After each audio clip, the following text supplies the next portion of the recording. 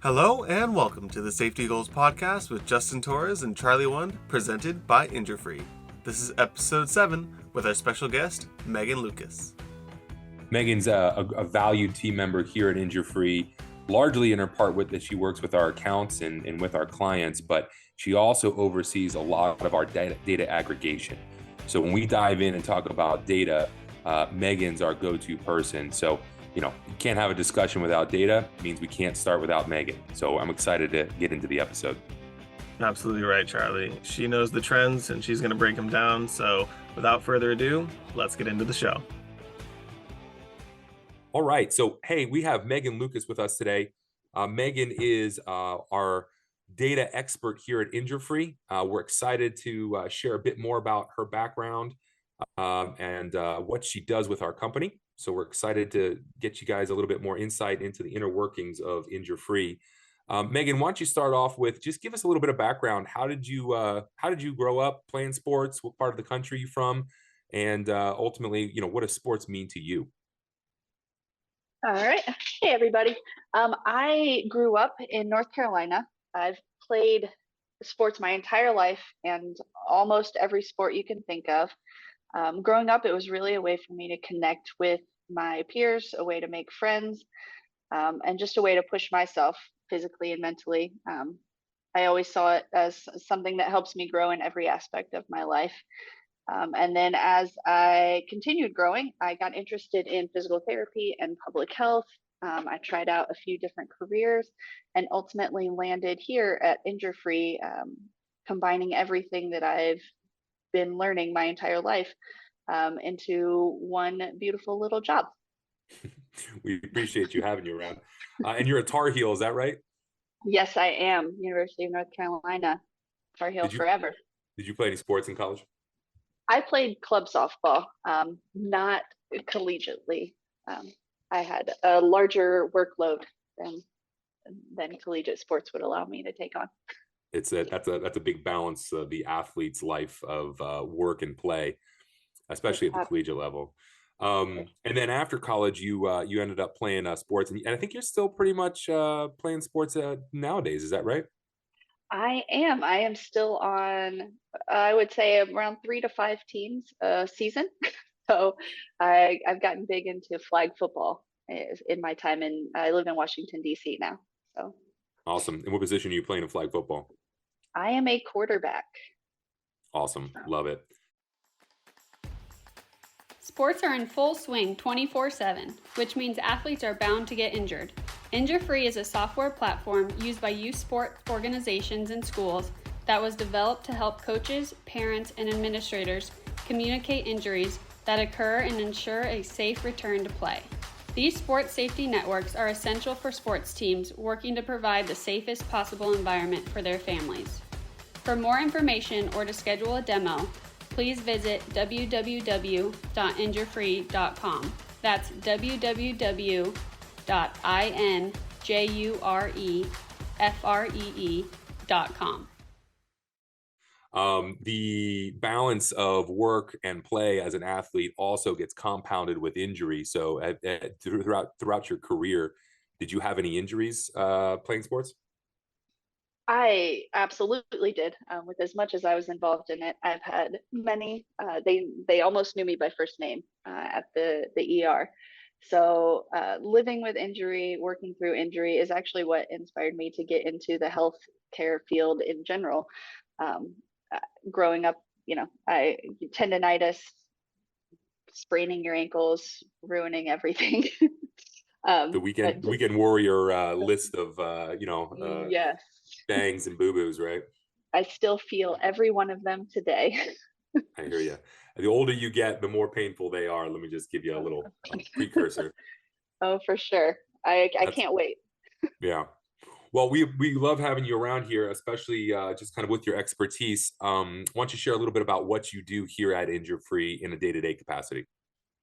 Here at InjureFree, I am partially an account manager, so I get to keep my finger on the pulse of what's going on with all of these organizations that we're working with, as well as working on the data side of things. I am in charge of creating a lot of our custom data dashboards, analytics reports, So I get to talk to our clients and listen and learn more about what it is that they want from our platform, whether it be analyzing injury rates, exposure rates, whether they need to move from turf to grass fields, all of those kinds of things. I can find a way to take our data set and give them the answers they're looking for.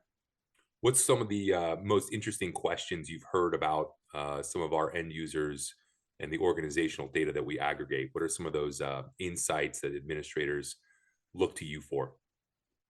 We've really been able to look into concussion rates and exposure rates related to that in recent months. A lot of the push these days is looking towards reducing those and the amount of time it takes to return to play. So that is some of the more fascinating stuff we get to look at, whether there's a difference in concussion rates or we'll say lack of mechanics being used on the field that lead to an increase in concussions. And we can look at that to say, hey, we need to reconfigure the second half of your practices. These, basics and the form is falling apart, and it kind of leads to an increase in concussions. So that has been something interesting I've been checking out lately. Not many youth sports administrators began their careers with the dream of negotiating insurance rates. Most have the love and passion for the game and saw it as a way to inspire the next generation of youth athletes. However, nowadays insurance can be the single greatest cost for a youth sports organization. At American Sports Insurance Services, we've done the work for you and created the single most comprehensive youth sports insurance program on the market. We did it by aggregating the largest youth sports injury database in the world. Let us do the heavy lifting and represent you for all your risk management needs. For more information or to get a quote, visit www.getamsis.com. That's www.getamsis.com. I mean, outside of a child's safety and the well-being and minimizing the number of head injuries a kid has playing sports, or any athlete at any age for that matter, why would that be important? How do you see organizations taking that approach and that mindset and applying it to their organizational changes? How does that impact them on a day-to-day basis? Obviously, you're protecting your athletes, keeping everyone safe and healthy has got to be your number one goal. On top of that, there is, some financial savings when it comes to reducing premiums for your organization, or even secondary injury costs that come along with getting back on the field too soon, or a large number of concussions in an organization. Not gonna lie, I lost my second train of thought. I had another point. No worries. Well, I guess, and as organizations and as you deal with these administrators, and helping them to understand and gain that snapshot of what they're doing, how has that shifted in your day-to-day or your personal mentality? I guess, number one, former athlete working at the company and working with these groups, but now you're also a recent parent. So how is that? Tell me a little bit more about, or talk about how that shifted in your mentality, seeing what organizations are doing, looking at these data rates and thinking down the road someday where your daughter may be into these scenarios. Yeah, I love what I am doing here and what we are doing as a company. Growing up playing sports, nobody had any idea what was happening on the field, why it was happening, how frequently it was happening, whether it was happening too much, or anything. We had no information. You just went out to a field on a Saturday and hoped for the best. And now it's really exciting to see what we can do and how informed our organizations and individual coaches can be when it comes to their athletes and their team. And it makes me feel much better putting my daughter into any sport, knowing that these coaches and these organizations can kind of take charge of their own athletes' health and safety. We're giving them the tools to do everything they need to do to make sure that everyone stays healthy and on the field. And it's one of those things too, where as a kid, you're not thinking about any of that stuff. You're just out there wanting to play. And as an athlete, you want to compete. But I feel like, one of the changes that we hope to achieve isn't necessarily a a light switch, an on-off button that happens overnight. It is more of an awareness that is built within an organization. So it's not necessarily top of mind, but it's ingrained in a culture, which is always exciting. And I think, when I started the company, I didn't have children either. And it's definitely now more and more prevalent the older the kids get, to see the different types of sports environments, and really just there's no awareness. I feel like as parents and as volunteer coaches, the intent is there. I mean, we care about our children more than anybody else, but it seems as if now, if we can do more to inform and just educate, people are prepared for those situations. And that's where, this type of thought track can make a real impact, in potentially saving somebody's life, or at least helping to address some type of broken bone injury, or something that can be a very scary situation, certainly for kids and parents, right? Absolutely. I think our platform allows intent to, our tools can match the intent of these coaches out on the field. Nobody jumps on and as a volunteer coach without wanting the best for the kids that they're coaching. So it's exciting to be able to help them achieve that goal. Yeah. So I guess, being in your role and working with all these organizations, you spend a lot more time talking to folks, quote unquote, on the front lines. And you're seeing now the data, which is exciting as well, and the trends. What's your overall outlook for youth sports, I guess, today? What would you like to see changed, and where do you see, and down the road, where do you think we can be? I think where we are at today is the very beginning of people understanding what we can do as a company, what they can provide their athletes and their parents and their organization as a whole. I think that we're at kind of, excuse the public health terms, we're in the early adoption phase. Mhm.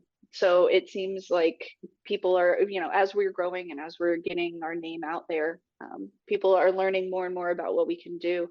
And it's a lot of really cool stuff. So I definitely see in the future being able to expand even on what we have now, to gather even more data if that's what a company or an organization is interested in. We can expand our services. I think that there's a lot that we can do. But right now we're working on just getting it into everybody's hands, making sure they are able to get this platform for their organization. It certainly seems like the trends nowadays, and with specific incidences in the public eye, we're seeing safety for athletes being pushed in the forefront. And it always bugs me that it's almost a retroactive viewpoint, that we're not thinking proactively about it. How can we do things when there's not tragedy or near tragedy? It's more about, hey, something really bad happened and now we should start acting. So we're, it feels good looking forward, talking to administrators who have that proactive mindset, less, something bad happened and now they're reacting to a situation. What would you say in your engagement with the people that we work with, what percentage do you feel like have that proactive mindset, that are really, in trying to create an organization that's safe for their athletes? I think that every organization we work with has chosen our platform because they want to think proactively and they want to manage these things as they come. There are, I would say, many of our clients are very interested in moving forward. They just are leaning on us to help them, push them in that direction. They want to think proactively. They just don't know what that entails at the moment. So it's really fun being on the account management side and on the data analysis side, just because I know exactly what we're looking for, and I know that I can talk to our clients about those as well.